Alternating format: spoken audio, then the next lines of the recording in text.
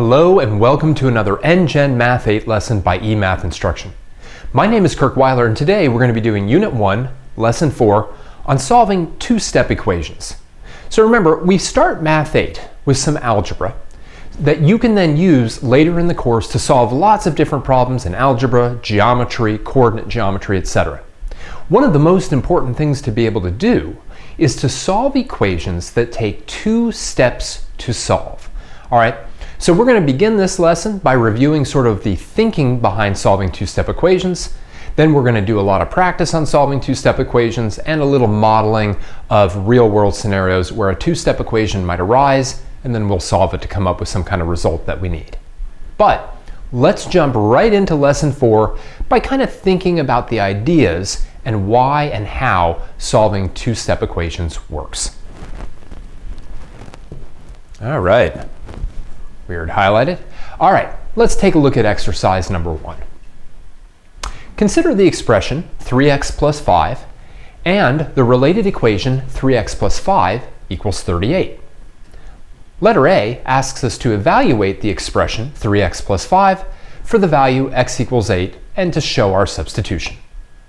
All right, now we've already looked extensively at how to evaluate expressions when we substitute particular values of x in. So let's just do this one quickly together, right? So what do we have? We're going to put in 8 for x. Our order of operations insists that we do 3 times 8 first, giving us 24. And then 24 plus 5, giving us 29. Right?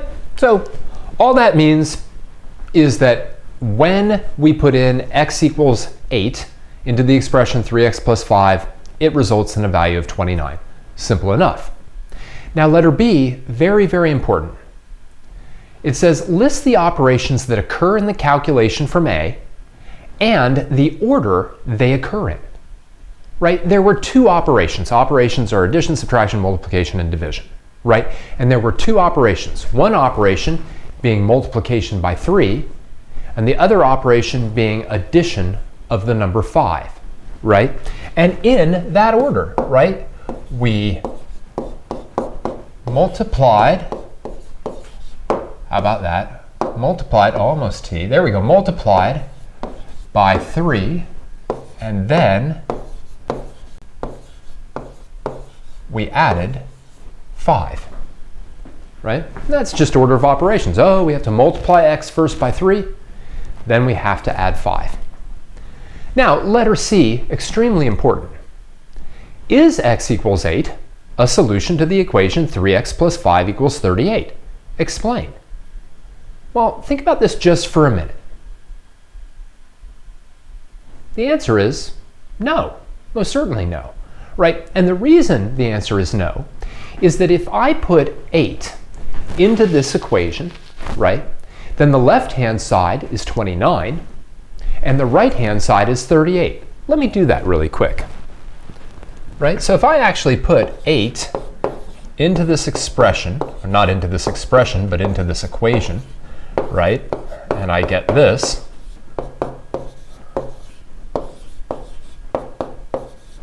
that is a false statement. 29 isn't equal to 38. And the whole idea of solutions in mathematics to equations or inequalities is if a value of x makes the equation true, it's a solution. And if a value of x makes the equation false, it's not. And for goodness sakes, if you're going to know anything about equations and their solutions, know that before everything else. If a value of a variable makes the equation true, it's a solution. If it makes it false, it's not. Now, letter D asks us the following. Solve the equation 3x plus 5 equals 38 by reversing the operations from B. All right. So, in other words, our expression 3x plus 5 says we have to multiply x by 3 first, and then we have to add 5.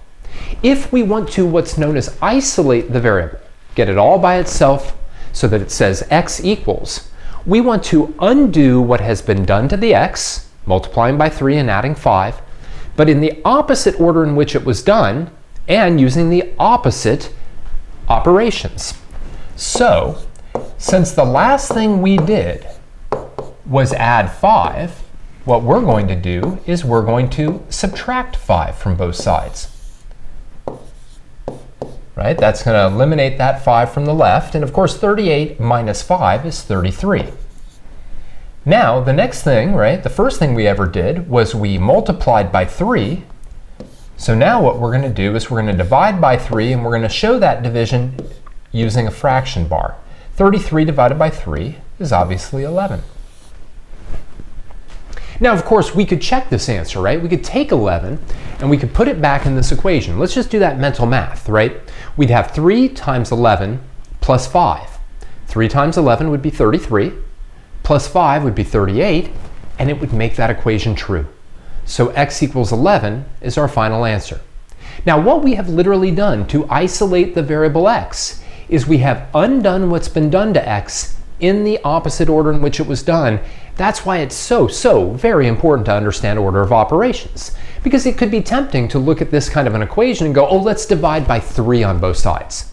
Then let's subtract 5. But the plain fact is because the 5 was added last, we're going to subtract it first. Then because the multiplication by 3 was done first, we're going to divide by 3 last to get the x all by itself. Let's get some more work with this. All right, there is nothing like practice on two-step equations. So what I'd like to do is maybe do A and B together, then have you do C by yourself. Then maybe work on some of these together and have you maybe do some of them on your own. I don't want to turn you loose too quickly. So let's take a look at letter A together right now. We've got 4x minus 10 equals 18. X was multiplied by 4, then we subtracted 10. So the first thing that we're going to do to isolate x is we're going to add 10 to both sides of the equation. You can think about the equal sign as almost being a wall, right? So when we do that, negative 10 and 10 cancel, and I'm left with 4x equals 28. Now, in order to get rid of that multiplication by 4, I'm going to divide both sides by 4. 4 divided by 4 just gives me 1, and 28 divided by 4 gives me 7. So x equals 7, right? Simple enough. I add to get rid of the subtraction by 10. I divide to get rid of the multiplication by 4, and I'm left with 7. Easily checked by taking 7, substituting it back into the equation to make sure that it's true. Let's do letter B together, which involves a negative number. Here we've got negative 3c plus 12 equals 27. Let's solve it. All right, again, we multiplied c by negative 3, then we added 12. So the first thing I'm going to do is I'm going to subtract 12 from both sides. All right, that's going to cancel. It's going to leave me with negative 3c is equal to 27 minus 12, which is 15. I'm now going to divide by negative 3 on both sides. Negative 3 divided by negative 3 is positive 1.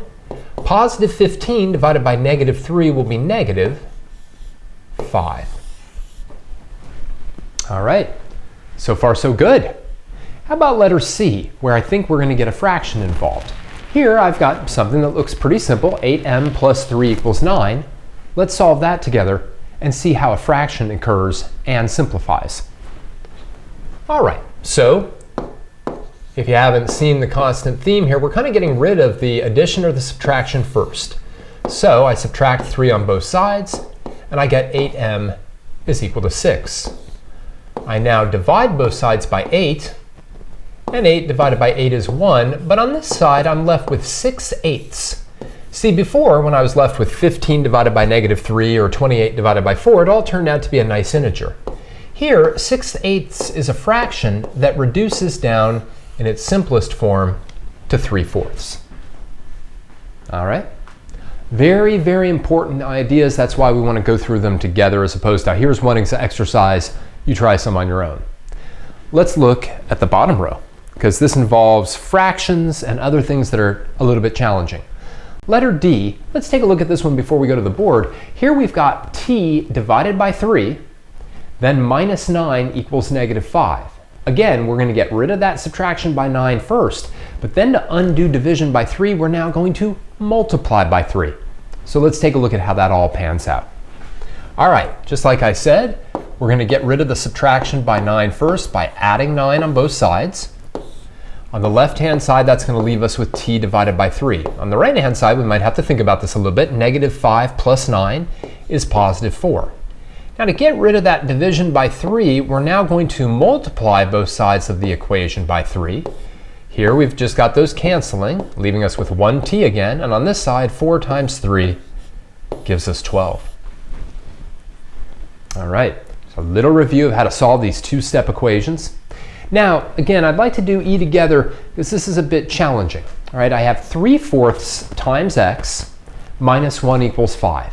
The minus 1, the 5, that's all good. Of course, the 3/4 is where people are going to naturally be thrown off. So let's take a look at how to deal with that together. I'll draw a little line here. All right, I'm going to add 1 to both sides. I almost just did that one in my head. And when I do that, those will cancel, and I'll just get 3/4 x is equal to 6. Now, because it's 3/4 times x equals 6, naturally, you'd like to think about this as dividing both sides by 3/4. So let's take a moment to discuss this, because this just looks horrible. All right, it's not wrong, right? I've got 3/4 times x, so I divide by 3/4 on both sides, sure. But keep in mind that dividing by 3/4 is the same as multiplying. This is keep, change, or stay, change, flip, or however you want to put it. Dividing by 3/4 is the same as multiplying by 4/3. So what we'd really like to do right up front, anytime we have a coefficient on x that's a fraction, instead of dividing both sides by that fraction, the best move is to actually multiply both sides of the equation by the reciprocal, or if you will, the flip of the fraction. So let's go back to the board. I'm going to erase some of this work and take a look at that instead. I'm just going to delete this, delete this. Now, what I want to do is give myself a little more space here, is I want to multiply by 4/3 instead of dividing by 3/4. And when I do that, 3 divided by 3 is 1, 4 divided by 4 is 1. I'm just left with x. Here, I can do 3 cancels into 6 2 times, and then 2 times 4 gives me my final answer of 8. All right, and that's really critical. We're going to come across these plenty where we've got a coefficient on x that's fractional, and instead of dividing both sides of the equation by the fraction, it's much, much easier to multiply by the reciprocal so that everything cancels out like that. All right, let's do one more. Letter k, take a look at this. This is interesting. I'm sorry, letter f, which involves the variable k. Letter f is interesting because if we look at the expression on the left-hand side, we have k plus 8, all divided by 3 is equal to 2. So in fact, the first thing that's done is adding 8. The second thing that's done is the division by 3. Okay, so we actually, when we undo the steps here, want to first multiply by 3 and then subtract the 8. All right, let's do that together. In fact, I'm going to rewrite the problem right here. I've got k plus 8 divided by 3 is equal to 2. Again, we've kind of gotten into the habit of getting rid of the addition or subtraction first, but here that addition and subtraction comes first, so it has to be undone last. Here we have k plus 8 is equal to 6. Now I'm going to subtract an 8 from both sides. Be careful. 6 minus 8 is negative 2. Whenever we have a positive minus a positive, and we have a smaller positive minus a larger positive, our answer has to be negative. Think about from going from 6, dropping down 8 units, you'd now be at negative 2. All right, lots of two-step equation solving in this particular problem. Let's move on and do some more. All right, now, did you notice that every time we were kind of working on this, we had the variable on the left, and then we had sort of whatever is being added or subtracted on the right. It sometimes makes sense to sort of rearrange equations to make them easier if we need to. So let's take a look at exercise 3 so I can explain what I'm talking about here.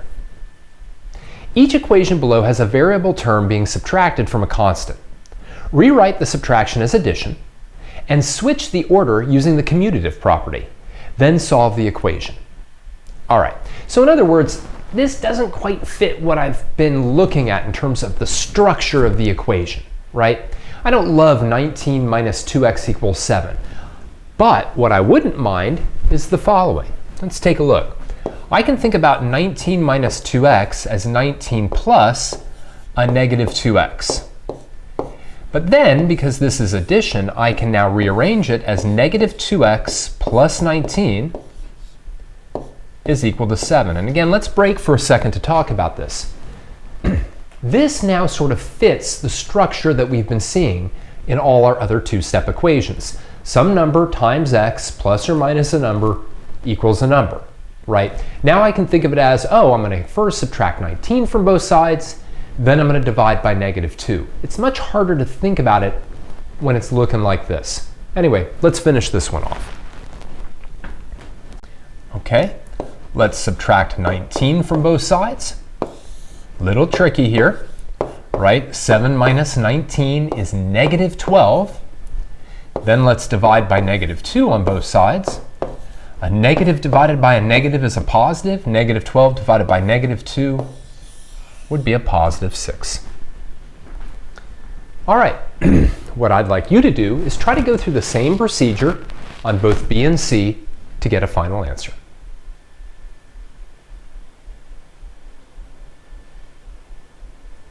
All right, let's do it. Now, if you can do the rearranging without showing sort of this first step, more power to you. In other words, this is really 51 plus negative 4m equals 41, which we can then write as negative 4m plus 51 is equal to 41. All right, if you can do that sort of switch from here to here without writing down the intermediate step here, awesome, no problem. Anyway, I'm going to subtract a 51 from both sides. All right, that's going to leave me with negative 4m is equal to 41 minus 51. That's negative 10. I'm now going to divide both sides by negative 4. Negative divided by a negative is positive, and then I have to think about how 4 10/4 would simplify. The best I can really do with that is write it as 5 halves, or if you'd like, 2 1/2. Either one of those is acceptable in this case. All right, let's take a look at letter C, see what you got on that one. Here, I'm going to go right to that switching step up front. In other words, this is the same as negative 5y plus 8 is equal to 23. I'll subtract an 8 from both sides. That will leave me with negative 5y is equal to 23 minus 8, which is 15. I'll now divide both sides by negative 5. And a positive divided by a negative is a negative. 15 divided by 5 is 3. So y equals negative 3. There it is. Not so bad, right? But this is particularly handy because it can be confusing when the variable sort of in the expression comes second as opposed to first. And that happens a lot. We'll even see a modeling problem where it comes up and it makes a lot more sense to have sort of a number minus a variable versus a variable minus a number. Let's keep moving along. All right. Now, there are lots and lots of real-world situations that model themselves really well or lend themselves really well to being modeled with two-step equations or with binomial expressions that then lead to two-step equations. So let's take a look in exercise 4 at how we can recognize these types of problems. Amelia has $62 saved, so she's got $62 in some piggy bank or savings account or whatever. She begins to save additional money at a rate of $5 per week. Notice that rate, right? $5 per week. Let the variable W be the number of weeks that Amelia has been saving. Letter A asks us, how much total money would Amelia have saved after 10 weeks? Show the calculations you use. All right. So, by the way, just a little kind of like, oh, that, I'm watching for that, right? I've got some original amount, like 62, and then I've got a rate involved, $5 per week. Now, letter A is simple. We could have been doing this problem back in probably like second grade. How much total money would Amelia have saved after 10 weeks? Well, she's saving $5 per week, right? So we could say, all right, like 5 times 10, right? That would be $50 that she would have saved. But then, of course, she has to take that $50 and she has to add to it the original amount that she had, which was 62, and she'd have $112. But keep in mind, really, what Amelia has to do is she has to take the number of weeks that she's been saving, multiply by $5 per week, and then add to it the $62 that she started with. And that leads us to letter B. Write an expression using W that calculates the total amount of money Amelia will have saved after W weeks. This is really critical in terms of algebra, right? What algebra really always seeks to do is take what you could obviously do with just normal numbers, but then substitute in for one of those numbers a variable that you don't want to give the value for. And in this case, that W takes the place of the 10, right? So if we just want to think about, well, how much money would she have saved up, ignoring that $62 she originally had, that would be 5 times W, right? 5 times W is how much she's going to additionally save, but then we have to add to it the $62 that she started with. Now again, if you thought of it as 62 plus 5W, that's great as well. Addition is commutative, so they're the same expression, 5W plus 62 and 62 plus 5W, okay? But this should make sense. I take the number of weeks I've been saving, multiply it by 5. That shows us how much Amelia has saved on top of the $62. Letter C, very simple. Use your expression from B to find out how much she's saved after 4 weeks. All right, easy enough. Pause the video and use this expression where W is equal to 4 to find out how much she's saved after 4 weeks.